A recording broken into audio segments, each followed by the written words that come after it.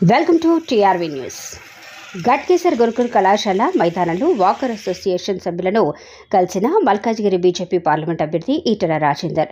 మేడ్చల్ జిల్లా గట్కేసర్ మున్సిపల్ పరిధిలోని గురుకుల్ కళాశాల మైదానంలో ఈరోజు ఉదయం వాకర్స్ అసోసియేషన్ సభ్యులను కలిసిన మల్కాజ్గిరి పార్లమెంట్ అభ్యర్థి ఈటెల రాజేందర్. ఈ సందర్భంగా ఆయన మాట్లాడుతూ భారతదేశంలో ప్రధానమంత్రి చేస్తున్న అభివృద్ధిని చూసి ఎంతో మంది నాయకులు తన వెంట ఉన్నారని, కాశ్మీర్ నుంచి కన్యాకుమారి వరకు దేశం కోసం ఆలోచించే వ్యక్తి ప్రధానమంత్రి మోదీ అని, ఈ ప్రాంతం అభివృద్ధి చెందాలంటే మల్కాజ్గిరి పార్లమెంట్ అభ్యర్థిగా ఈటెల రాజేందర్కు ఓటు వేయాలని, ఎందుకనగా కాంగ్రెస్లో బీజేపీ పార్టీ అధికారంలోకి వస్తుంది.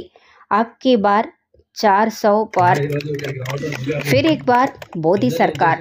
కావున ఈ ప్రాంతానికి అభివృద్ధి జరగాలంటే, గట్కేసర్లోని బ్రిడ్జి నిర్మాణం పూర్తి కావాలంటే బీజేపీకి ఓటేయాలని, కాంగ్రెస్ బీఆర్ఎస్ పార్టీలను ఎవరూ నమ్మకండి అని అన్నారు. ఈ కార్యక్రమంలో మేడ్చల్ జిల్లా అధ్యక్షులు పట్లోళ్ల విక్రమ్ రెడ్డి, గట్కేసర్ మున్సిపల్ అధ్యక్షులు Vipparla Hanuman, Medchal contested MLA MPP ఏనుగు సుదర్శన్ రెడ్డి, గట్కేసర్ మండల బీజేపీ పార్టీ అధ్యక్షుడు ప్రవీణ్ రావు, పోచారం మున్సిపల్ కౌన్సిలర్ గోంగళ్ళ మహేష్, కంభం లక్ష్మారెడ్డి, గుండ్ల బాలరాజ్, గుండ్ల ఆంజనేయులు, రామతీర్థ, గోంగళ్ళ బాలేష్, చుక్కల రవిశంకర్, పల్లె భిక్షపతి గౌడ్, వాకర్స్ అసోసియేషన్ అధ్యక్ష కార్యదర్శులు తదితరులు పెద్ద ఎత్తున పాల్గొన్నారు. కొంతమంది యువకులు బీజేపీ పార్టీలో చేరిన సందర్భంగా వారిని కండువ కప్పి పార్టీలోకి ఆహ్వానించిన ఈటెల రాజేందర్.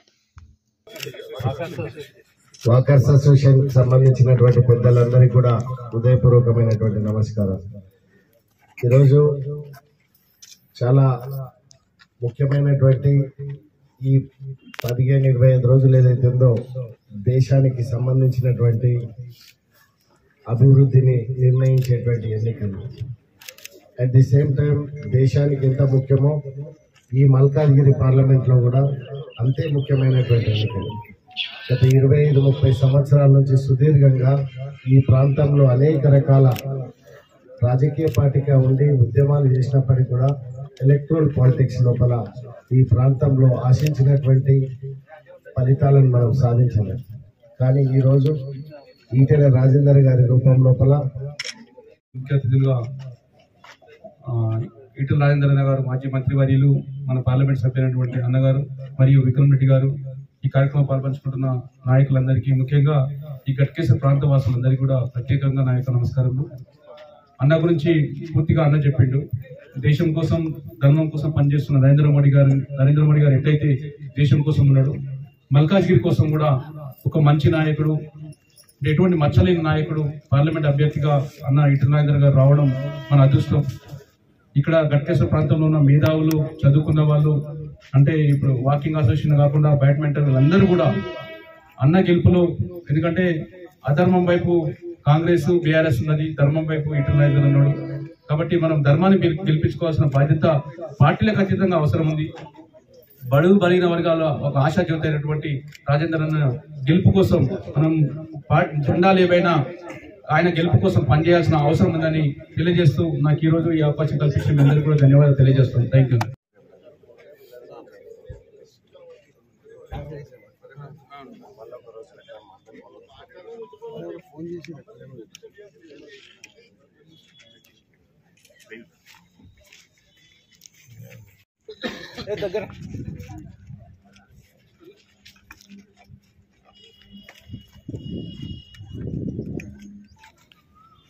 గురుకుల్ గ్రౌండ్లో వాకర్స్ కలవడానికి వచ్చారు. వాళ్ళు పరిచయమైన వ్యక్తి భిక్షపతి గౌడ్. తన కుమారుడు ఆర్మీలో పనిచేస్తున్నాడు. గతంలో ఉన్న ప్రభుత్వాల కాలంలో, ఇవాళ మోడీ గారి ప్రభుత్వంలో దేశ రక్షణ విషయంలో భారత ప్రభుత్వం స్పందించిన తీరు, తీసుకుంటున్న నిర్ణయాలు అసలు నక్కకు నాగలోపాలకు తేడా ఉంది. ఇవాళ మోడీ గారి హయాంలో సైనికులు భారత భూభాగాన్ని ప్రతి ఇంచును కాపాడంలో వాళ్ళ సొంత నిర్ణయాలకు గొప్ప గౌరవం ఉంది. అంటే ఆర్మీ మీద అపారమైన విశ్వాసం ఉంది. కానీ గతంలో ఉన్న ప్రభుత్వాలకు సైనికుల మీద కానీ, సైనిక వ్యవస్థ మీద కానీ సంపూర్ణమైన విశ్వాసం లేదు. అక్కడ పనిచేసే వాళ్ళ కొడుకు, ఆర్మీలో పనిచేసే కొడుకు, రేపు దేశం తలెత్తుకొని ఉండాలంటే, దేశం ప్రపంచ చిత్రపటం మీద గొప్ప దేశంగా ఉండాలంటే సగటు భారతీయుడి ఆత్మగౌరవ బావుట ఎగరాలంటే మోడీ గారే మళ్ళీ ప్రధానమంత్రి కావాలనేటువంటి భావన వ్యక్తం చేస్తున్నారు. అది అక్షరాల సత్యం.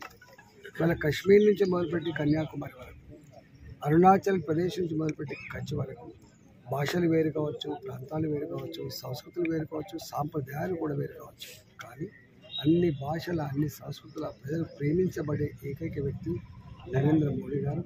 ఇలా సనాతన ధర్మ రక్షణలో, భారతీయ సంస్కృతి సాంప్రదాయాలు కాపాడడంలో మోడీ గారు చేసిన కృషి అసలు ఎవరు వెలగట్టలేదు. కాబట్టి రేపు అబ్కి బార్ 400 పార్ మళ్ళీ ముచ్చటగా మూడోసారి నరేంద్ర మోడీనే ప్రధానమంత్రి కావాలనే సంకల్పం పార్టీది కాదు, కార్యకర్తలు మాత్రమే.